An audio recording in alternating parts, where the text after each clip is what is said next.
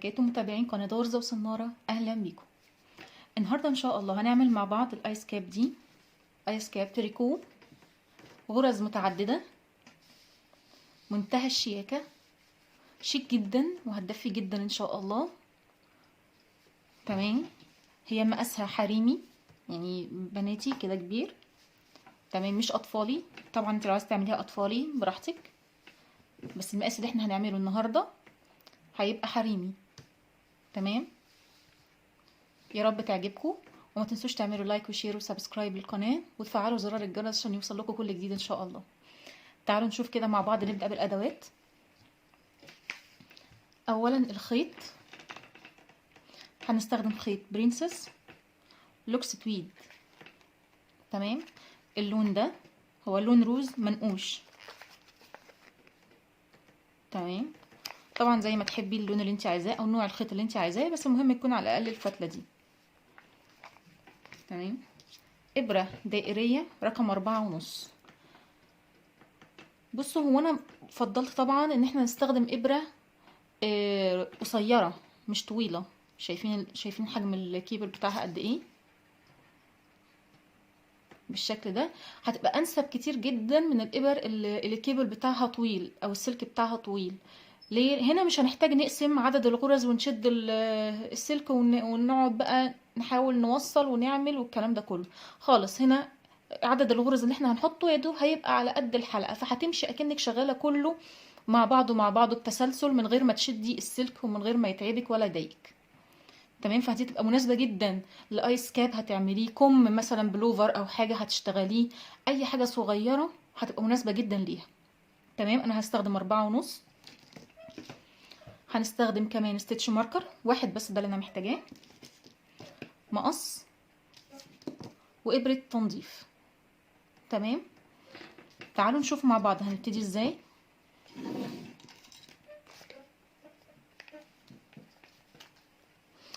هي هتاخد معايا اقل من شله. تمام، يعني هي هتاخد معايا اقل من شله. هعمل ايه دلوقتي؟ انا محتاجه 80 غرزه. هحط 80 غرزه على الابره. هنحطهم ازاي؟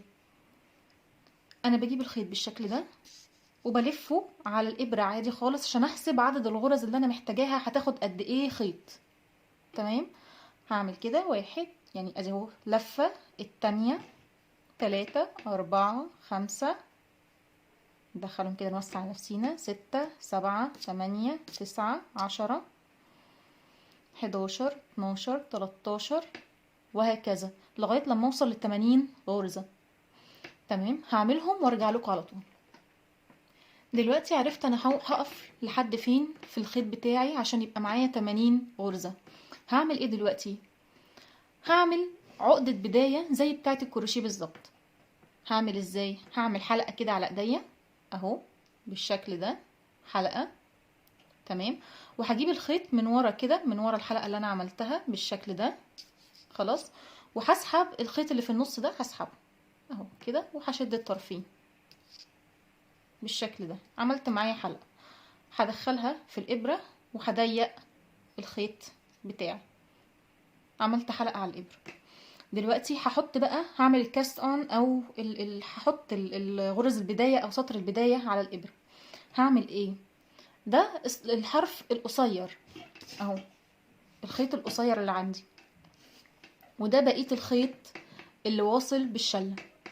بص، هدخل بالثلاث صوابع دول، همسك الخيط وهدخل بده بالصباع ده في النص كده، وبالصباع ده هرفع الخيط بالشكل ده، هخش برضو من جوه وهرفع الخيط بالشكل ده اهو. تاني همسك بالثلاث صوابع دول الخيط اللي واصل للشله، الصباع ده هيخش بين الخيطين، شايفين ازاي؟ وبالصباع ده من بره كده، من جوه سوري كده، من جوه هرفع، هجيبه بقى كده اهو الخيط التاني القصير. تمام، بالشكل ده اهو، شايفين الشكل عامل ازاي؟ حرف في كده. تمام، هعمل ايه دلوقتي؟ همسك الابره، الغرزه اللي على الابره بصباعي كده، وهمشي الابره ازاي؟ هخش، انا عايزه اقرب لكم بس اهو، شايفين الخيط ده؟ انا هخش من تحته كده. تمام. وهروح للخيط التاني اللي هو على الصباع ده، هخش كده وهروح للخيط ده اسحبه واطلعه من تحته بالشكل ده وهسيبه وهشد. تعالوا نعملها تاني. هدخل من هنا اهو، وهروح على الخيط التاني اهو ده، وهسحبه من تحته وهسيب وهسيب وهشد. انا كده عملت 3 غرز، شايفين اهو. تاني هدخل من هنا وهروح للتاني اسحبه من تحته بالشكل ده. هكمل على كده 80 غرزة وارجع لكم. دلوقتي انا خلصت ال80 غرزة عندي، طبعا اتبقى جزء من الخيط اهو زي ما احنا شايفين كده. تمام. لازم اتأكد ان الغرز كلها معدولة على صف واحد او على ناحية واحدة. تمام. وافردهم كده معايا عشان ايه اهو، شايفين كانوا ملفوفين ازاي مطرح ما حطيناهم. احنا محتاجين نفكهم كده. تمام اهو. نطلعهم كده على الابرة التانية. تمام. شايفين كلهم بقى على ناحية واحدة بالشكل ده. دلوقتي كده انا المفروض هعمل ايه اهو، الخيط ناحية الشمال زي ما قلنا. هدخل هعمل غرزة عدل وغرزة مقلوب، غرزة عدل وغرزة مقلوب لاخر السطر. هدخل ازاي الاول؟ طبعا قبل ما ادخل لازم يحط الستيتش ماركر عشان اعلم دي بدايتي. تمام. اعرف بداية السطر فين عشان ما افضلش اشتغل. انا هشتغل دائري، هفضل اشتغل مش هعرف انا وقفت فين او فين بدايتي او فين نهايتي، فبالتالي لازم احط الستيتش ماركر. هدخل في اول غرزة هعمل فيها، انا هشتغل بالخيطين عشان اقفل جزء منه معايا عشان اثبته اهو. هشتغل واحدة عدل وواحدة مقلوب، واحدة عدل وواحدة مقلوب. تمام. هسيب بقى الخيط اللي هو القصير ده، انا هسيبه خلاص، وهشتغل بقى بالطويل عدل ومقلوب لاخر السطر. همشي كام سطر؟ عدل ومقلوب، عدل وغرزة عدل وغرزة مقلوب، غرزة عدل وغرزة مقلوب. هشتغل 10 سطور، 10 سطور هرتفعهم غرزة عدل وغرزة مقلوب، ومنساش انقل الستيتش ماركر بتاعي معايا. هخلصهم وارجع كده. انا خلصت ال10 سطور بتوعي بالشكل ده. تمام. دلوقتي هشتغل سطر كله عدل، السطر كله عدل، مش هشتغل خالص في اي مقلوب. طبعا زي ما احنا شايفين الابره القصيره مسهله جدا الشغل. طبعا انت لو بابره طويله هتحتاجي ان انت تقسمي العدد بتاع الغرز على 2 وتشدي السلك الطويل من النص وتبداي تقربي الغرز وتبداي تشتغلي. فطبعا دي اسهل كتير جدا من الابر الطويله. الابر القصيره اسهل جدا في الحاجات اللي زي كده، القبعات والجوانتيات، ولو هتشتغلي حاجه مثلا بلوفر او حاجه بكم فده هيبقى اسهل جدا بالنسبه لك. تمام. هخلص السطر ده وارجع لكم. دلوقتي انا خلصت سطر العدل، طبعا ما انساش الماركر لازم انقله معايا في كل سطر. دلوقتي هعمل ايه؟ هعمل غرزه مقلوب وغرزه عدل، غرزه مقلوب وغرزه عدل. هبدا بالغرزه المقلوبه، غرزه مقلوب وغرزه عدل، غرزه مقلوب وغرزه عدل. هخلصهم وارجع لكم. كده انا خلصت السطر ده، بدأته بالغرزة المقلوب وغرزة عدل. دلوقتي انا هبدأ السطر بغرزة عدل وغرزة مقلوب، غرزة عدل وغرزة مقلوب. يعني اللي انا عملته عدل هعمله مقلوب، واللي انا عملته مقلوب هعمله عدل. تمام. هخلص السطر بنفس الشكل ده وارجع لكم تاني. غرزة عدل وغرزة مقلوب، غرزة عدل وغرزة مقلوب. كده انا خلصت السطر اللي ابتديناه بغرزة عدل. تمام. طيب دلوقتي انا عملت ايه؟ ابتديت ازاي؟ اول سطر كان كله عدل، تاني سطر ابتديت بغرزة مقلوب وغرزة عدل، غرزة مقلوب وغرزة عدل. تالت سطر ابتديت بغرزة عدل، غرزة عدل وغرزة مقلوب لآخر السطر. طيب ابتداء بقى من هنا ولحد 5 سطور قدام هشتغل سطر هبدأه بغرزة مقلوب، بعد كده غرزة عدل، وسطر تاني هبدأه بغرزة عدل وبعد كده غرزة مقلوب. تمام؟ يبقى انا كده لحد ما اخلص 8 سطور اجمالي. يبقى انا هشتغل بس 5 سطور. اول سطر غرزة مقلوب غرزة عدل، تاني سطر غرزة عدل غرزة مقلوب، تالت سطر غرزة مقلوب غرزة عدل، رابع سطر غرزة عدل غرزة مقلوب، خامس سطر غرزة مقلوب غرزة عدل. هخلص ال5 سطور دول واجيلكم ونشوف هنكمل ازاي. كده انا خلصت ال8 سطور او ال5 سطور اللي انا المفروض اعملهم. هم بكل بساطة شقلبي كل حاجة، العدل اقلبيه والمقلوب اعدليه. بس الغرزة العدلة اقلبيها خليها مقلوبة، والغرزة المقلوبة خليها عدلة. بس كده. شايفين جمال الغرزة شكلها عامل ازاي؟ شكلها جميل جدا. تمام. طيب دلوقتي هنعمل ايه؟ سطر 9 و10 هيكونوا عدل كلهم، مفهومش اي شغل، هيكون كلهم عدل.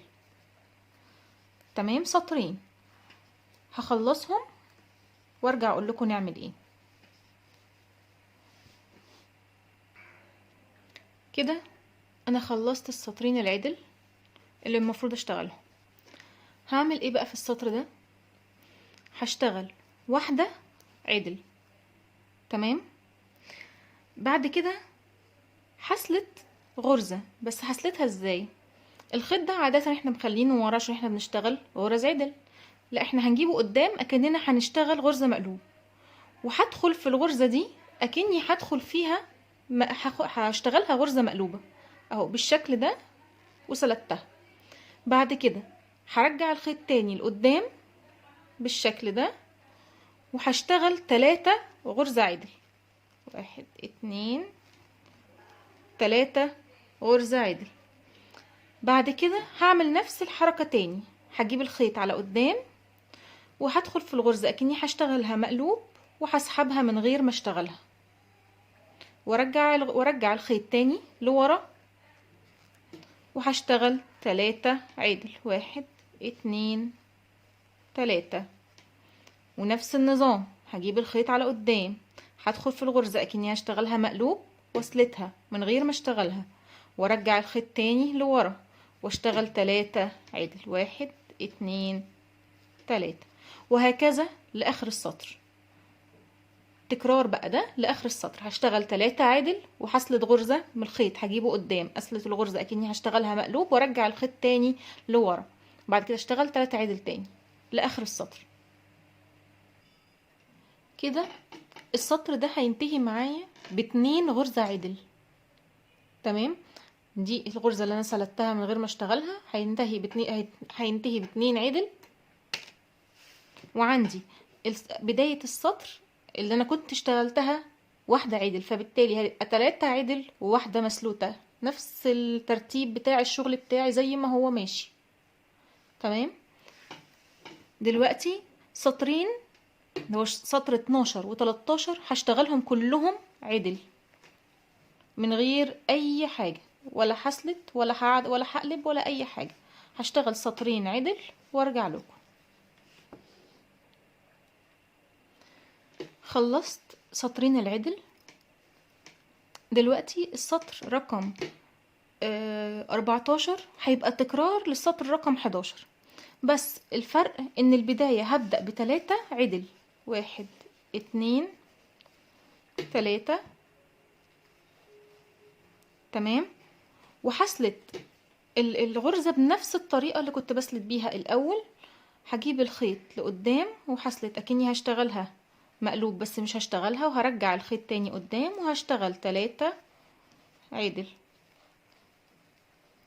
بالشكل ده. ونفس النظام هجيب الخيط لقدام واسلت وارجع الخيط تاني و3 عدل. هكرر الكلام ده لاخر السطر. ماشي. هخلصه وارجع لكم. كده انا خلصت سطر رقم 14. سطر 15 هيكون كله عدل، هشتغله كله عدل. هخلصه وارجع لكم.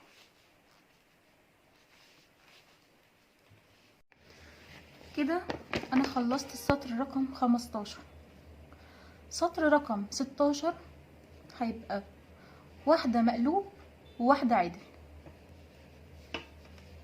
هنشتغله كله سطر مقلوب، غرزة مقلوبة وغرزة عدلة، غرزة مقلوبة وغرزة عدلة. هخلصه وارجع لكم.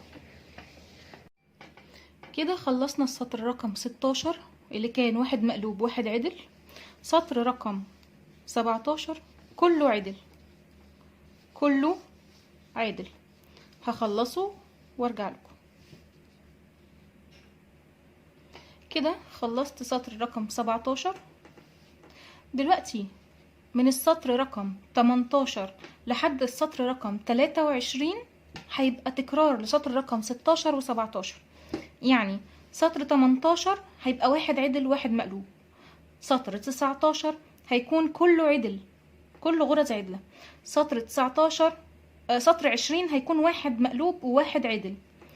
سطر 21 كله عدل. سطر 22 واحد مقلوب وواحد عدل. سطر 23 كله عدل. هو تكرار للسطرين 16 و17. تمام. هخلصهم وهجيلكوا على طول.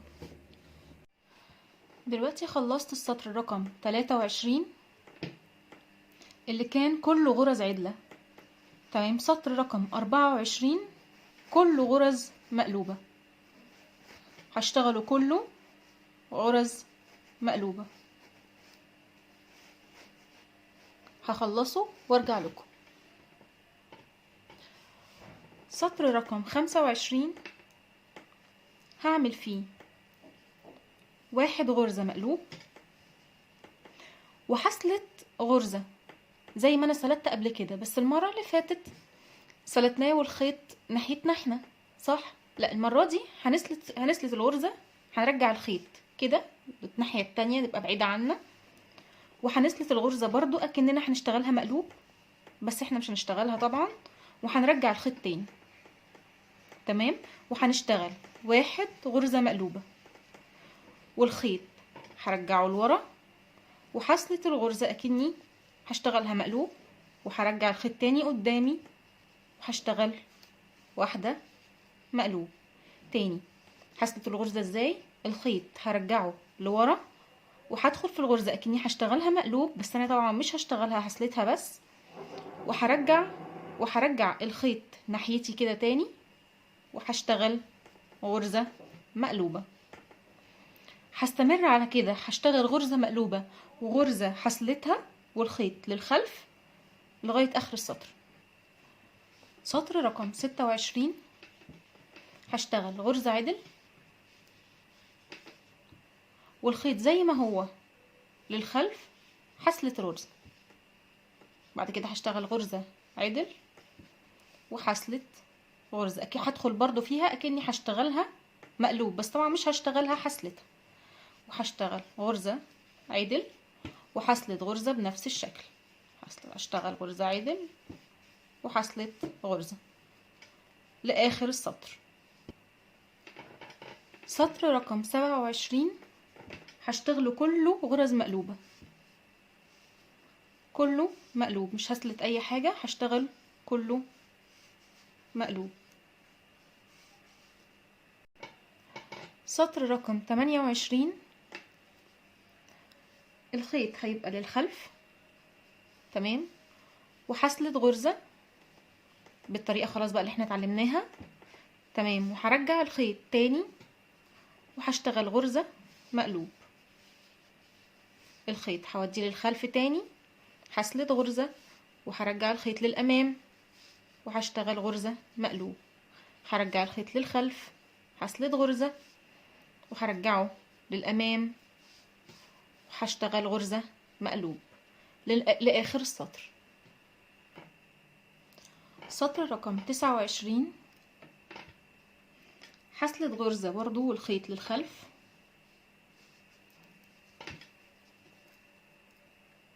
بالشكل ده، وهعمل غرزة عدل، هسلت غرزة وهعمل غرزة عدل، هسلت غرزة وهعمل غرزة عدل. لاحظنا في الدور رقم 25 ابتديت الاول بالغرزة المقلوب، بعد كده سلبت الغرزة. الدور 26 بدأت الاول بالغرزة العدل، بعد كده سلبت الغرزة. تمام. في الدور 28 و 29 هبدأ الاول بأسلة الغرزة الاول. تمام. بعد كده اشتغل اول مرة الغرزة المقلوب، بعد كده السطر رقم 29 هشتغل عدل، يبقى غرزة مسلوطة وغرزة عدل لاخر السطر. سطر رقم 30 كله مقلوب، هشتغل كله مقلوب، كل الغرز مش هسلت فيهم اي غرزة. خلصت السطر رقم 30 اللي هو كله مقلوب. سطر رقم 31 هيكون هو نفس سطر رقم 25 اللي كان ايه بقى؟ واحدة غرزة مقلوب وغرزة حسلت غرزة والخيط للخلف بالشكل ده، وارجع الخيط واعمل واحدة مقلوب وهحط الخيط تاني للخلف وحسلت غرزة لاخر السطر. خلصت سطر رقم 31.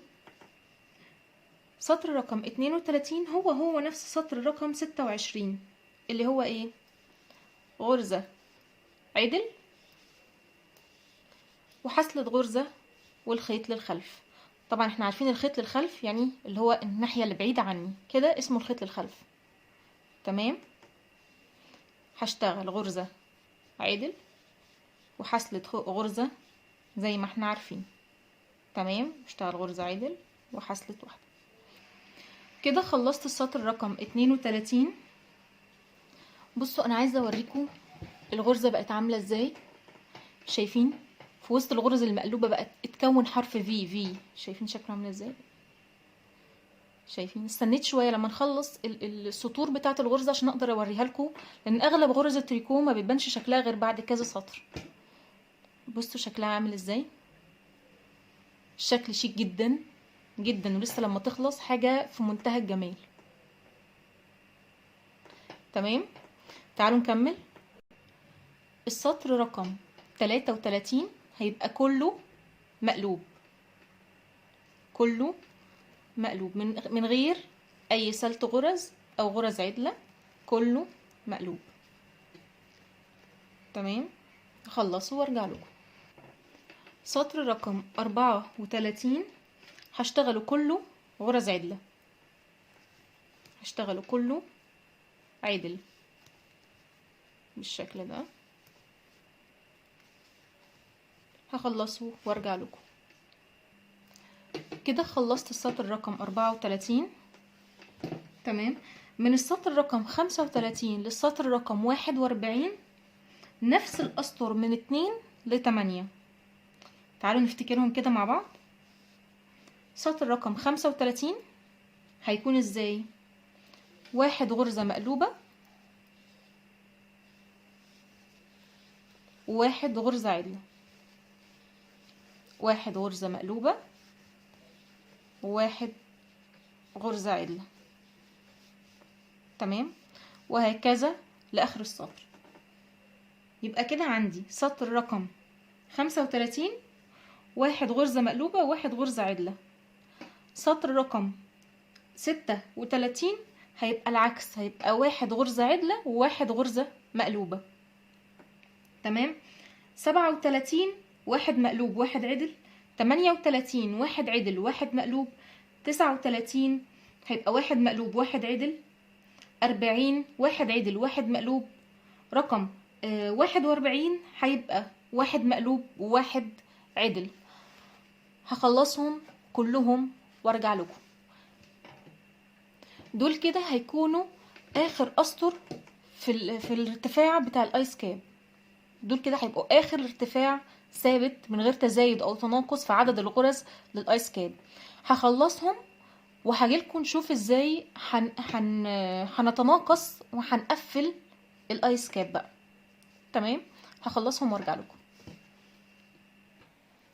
كده انا خلصت الجسم كامل بتاع الايس كاب اهي بالشكل ده. تمام. شايفين الغرز عامله ازاي؟ جميله جدا ازاي مع بعضها. هنقفل بقى مع بعض ازاي؟ اول سطر في التقفيل هيبقى كله عدل من غير اي تناقص، هشتغله كله عدل. تمام. هخلصه واجيلكم. كده خلصت اول سطر في اسطر التقفيل.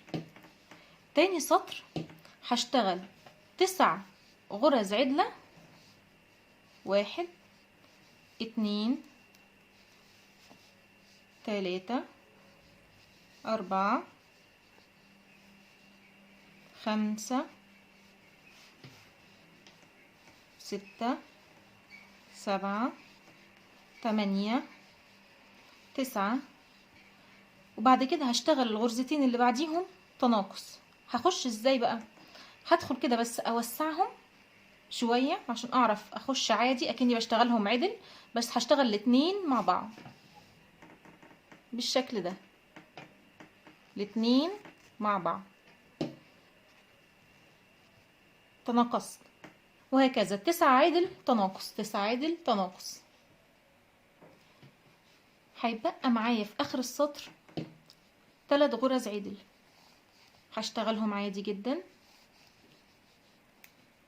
تمام. تالت سطر معايا في التقفيل هيبقى ايه؟ 3 غرزة عدل، 1 2 3. تمام.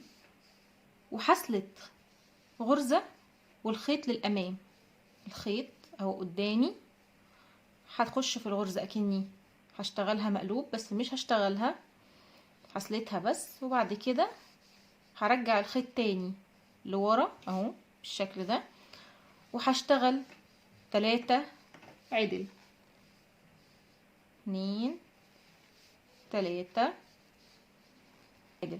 السطر ده مش هتناقص فيه، هشتغله بنفس الشكل كده من غير اي تناقص. هخلصه وارجع لكم. سطر رقم 4 هشتغل 8 عدل، 1 2 3 4 5 6 7 8.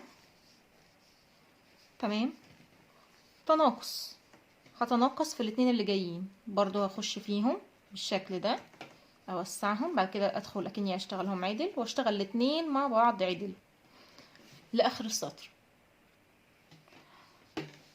السطر الخامس هيكون كله غرز عدلة من غير اي تناقص، هشتغله كله عدل.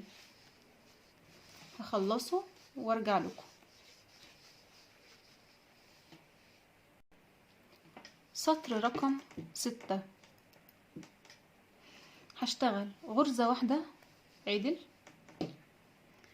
وحصلت غرزة والخيط للأمام، هجيب الخيط للقدام وحصلت غرزة وهرجع الخيط تاني لورا، وهشتغل 3 عدل، 1 2 3. وهجيب الخيط للأمام وحصلت غرزة وهرجع الخيط تاني وهشتغل 1 عدل. تمام. والاتنين اللي عليهم الدور هنقصهم بالشكل ده. تمام. وهشتغل 1 عدل وهجيب الخيط للأمام وحصلت غرزة وهرجعها تاني وهرجع الخيط تاني. بعد كده 1 2 3 عدل، بعد كده حصلت غرزة والخيط برضو للأمام وهرجع تاني وهرجع تاني الخيط. بعد كده 1 عدل وبعد كده هتناقص في الاتنين اللي جايين. تمام، يبقى انا عندي التكرار في الصف ده هشتغل 1 عدل حصلة غرزة والخيط للامام، 3 عدل، بعد كده حصلة غرزة للخيط للامام والخيط للامام، 1 عدل وهتناقص. تمام كده، هخلص الدور وارجع لكم تاني. سطر رقم 7 هشتغله كله غرز عدلة من غير اي تناقص، كله غرز عدلة. السطر اللي جاي هشتغل 5 غرز عدلة وبعد كده هتناقص 1 2 3 4 5 تناقص. تمام لاخر السطر. دلوقتي انا هشتغل 4 غرز عدلة. بصوا انا اضطريت طبعا ان انا اشد الخيط للاخر كده بالشكل ده، والابره طلعها شويه عشان الخيط بدأ يضيق معايا، وعشان اقدر املكه على قد ما اقدر بقى بالشكل ده. تمام، هشتغل 4 غرز عدلة، 1 2 3 4، بعد كده هتناقص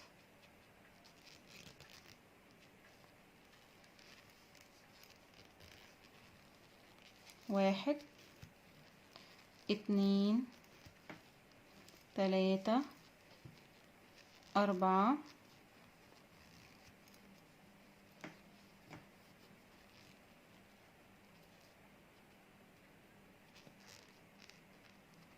تناقص. هخلصهم وارجع لكم. السطر اللي جاي هعمل 3 غرز عدلة تناقص، 1 2 3، بعد كده هتناقص. طبعا الغرز بدأت تضيق قوي فلازم اوسع لنفسي بالشكل ده، واخش واعمل الاتنين مع بعض تناقص، 1 2 3، اوسع وادخل اعمل تناقص. هخلص الغرز اللي عندي السطر ده واجيلكم. السطر ده هعمل 2 غرزة عدل وبعد كده تناقص، 1 2 عدل، بعد كده هتناقص،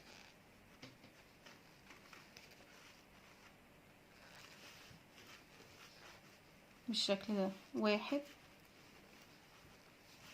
2، بعد كده هتناقص. هخلصهم واجي. السطر ده هيبقى كله تناقص، كله تناقص. هدخل كده في اول 2 وهسحب الخيط، ادي كده تناقصتهم مع بعض، الاتنين اللي وراهم بالشكل ده، الاتنين اللي وراهم اهو. دلوقتي انا خلصت كده، عملتهم كلهم تناقص بالشكل ده، بقت الدايره صغيره ازاي خالص. طبعا الماركر ده انا مش هحتاجه خلاص. دلوقتي انا عاوزه ابره تقفيل، تمام، وهاخد جزء من الخيط هحطه في ابره التقفيل كده، تمام. وهعمل ايه، هطلع الغرز دي كده بالشكل ده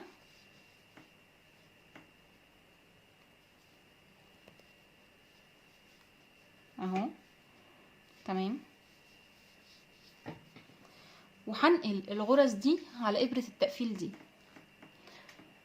شوف، فاكرين زي ما كنا بنسلت الغرز بنخش ازاي اكننا هنشتغلها مقلوب؟ هي نفس النظام، هخش فيها كده اهو كني هشتغلها مقلوب بالظبط. هنقل كلهم على الابره.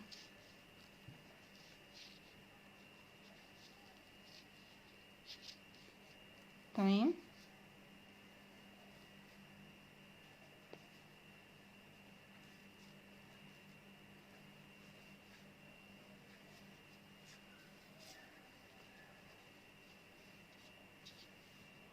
بالشكل ده. ادي كده خلاص الابره بتاعت التريكو مش محتاجينها دلوقتي، وهنشد ابره التقفيل كده بينهم بالشكل ده. كده احنا دخلنا الخيط بين الغرز.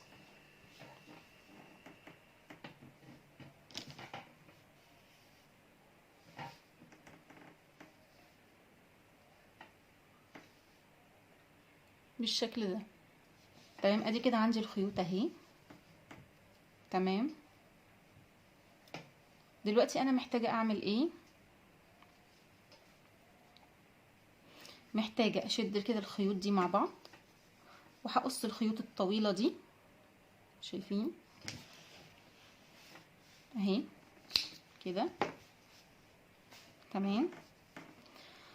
هحتاج اني اربط الخيوط دي واشدها كويس عشان تقفل معايا الفتحه دي، بس مش هربطها طبعا من هنا لان ده وش الشغل، لا انا هربطها من ورا. هقلبها كده. تمام. وهسحب الخيوط من النص من هنا اهو،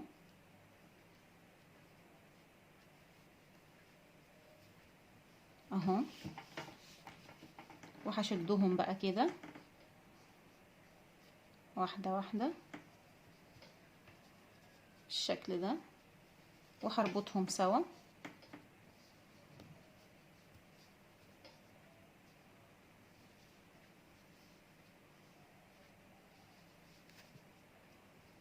اهو هربطهم ربطه كمان.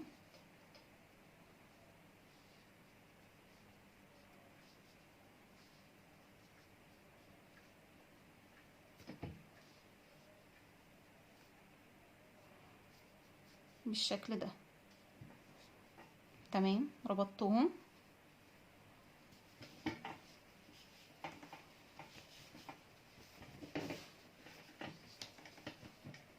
بالشكل ده. ادي الايس كاب بتاعي.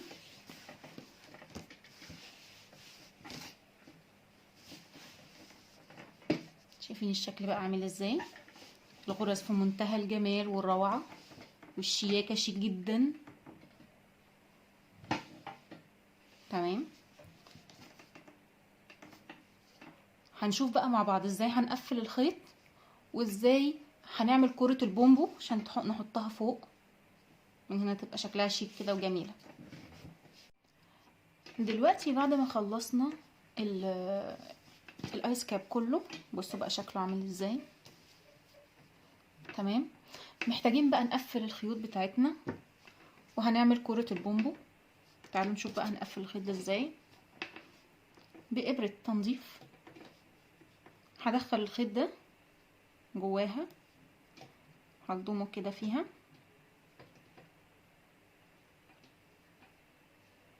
تمام بالشكل ده. وهحاول امشي جوه الغرز من جوه علشان اخفي الخيط. تمام بالشكل ده.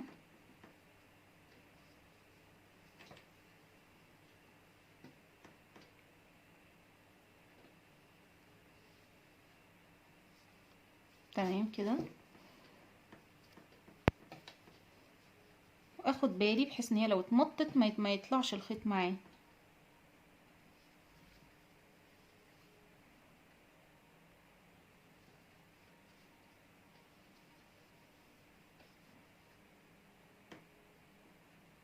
تمام. هدخلها كده لجوه.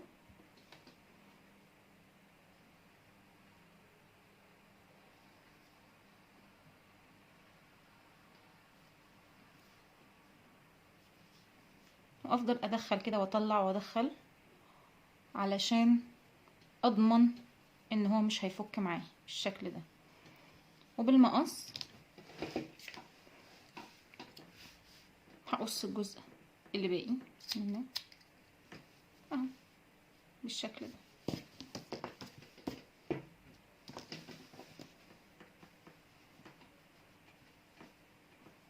تمام، تعالوا نشوف بقى نعمل مع بعض كرة البومبو. انا عندي هنا كرتونة انا مجهزاها، تمام، ونفس الخيط طبعا اللي انا شغاله بيه. لو انت عايزه تدخلي خيط مختلفه طبعا ليكي حريه الراي طبعا، على حسب ذوقك.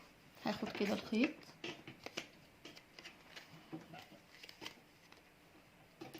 بالشكل ده وهلفه، تمام. هعمل كميه، هفضل الف كده لغايه لما يبقى عندي كميه خيط كبيره على الكرتونه، وهرجع لكم. كده انا لفيت حوالي 100 لفه بالخيط على الكرتونه، تمام. هقص الخيط بقى، هطلع بالراحه ال100 لفه دول من الكرتونه بالراحه عشان ما يتلخبطوش قوي على بعض. بسم الله.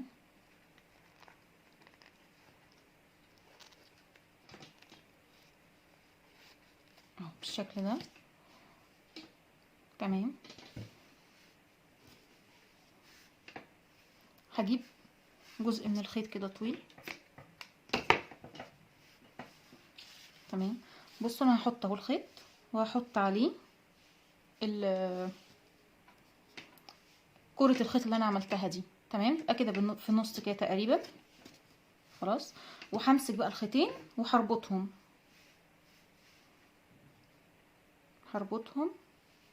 مع بعض اهو كده بالشكل ده. بصوا عملت زي فيونكه كده، شايفين اهو. هلفها كده عشان اربط تاني، لازم اربط كتير علشان يثبت معايا ما يفكش معايا الخيط نفسه اللي انا بربط بيه، تمام بالشكل ده.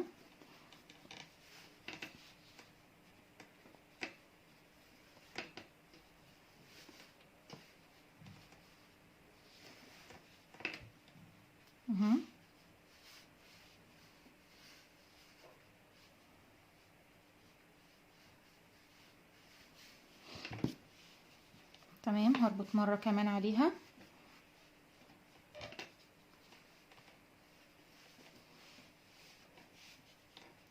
وكمان مرة. كل ده انا بربط ده كله علشان مش عايزاها تفك، تمام اهو بالشكل ده. شايفين بقت عاملة ازاي؟ تمام. طب هعمل ايه دلوقتي؟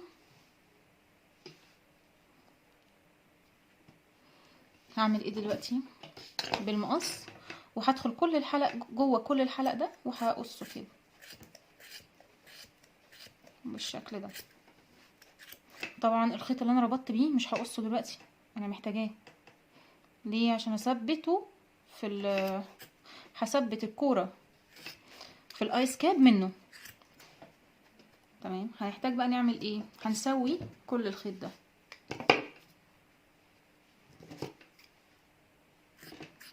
هنسويه كله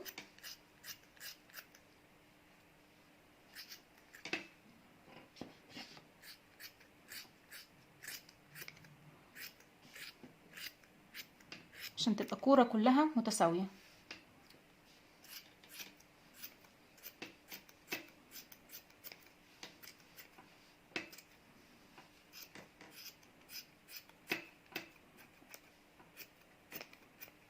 تمام، هسويها كلها واخلصها وهرجع لكم.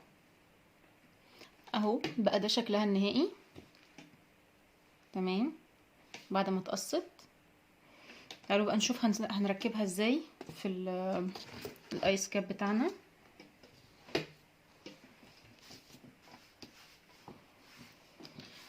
بصوا ده الخيط اللي احنا ربطنا بيه الكرة نفسها، تمام. انا عايزه ادخله من فوق من هنا وهربطه من جوه، تمام. تعالوا نشوف ازاي.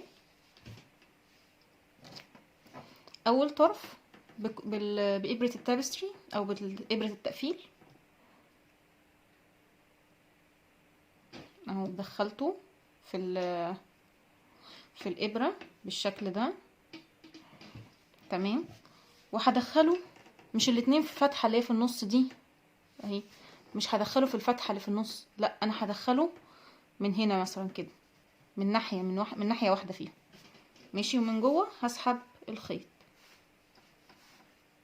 تمام. هدخل الطرف التاني برضو في الابره.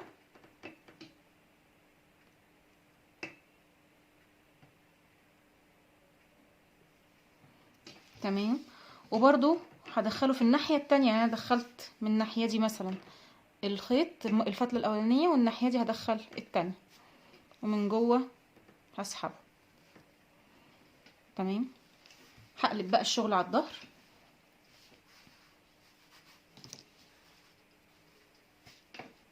اهو. تمام.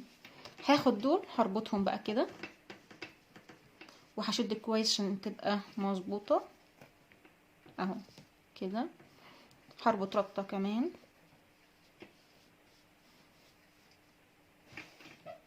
اهو. تمام. مره تالتة تأكيد فقط بقى. تمام. تعالوا بقى نشوف كده اهي بالشكل ده.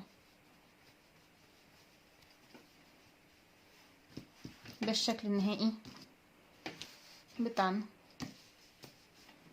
بالشكل ده. بقت كده. وطبعا الخيط اللي جوه هننضفه بنفس الطريقه اللي نضفنا بيها بقيه الخيوط.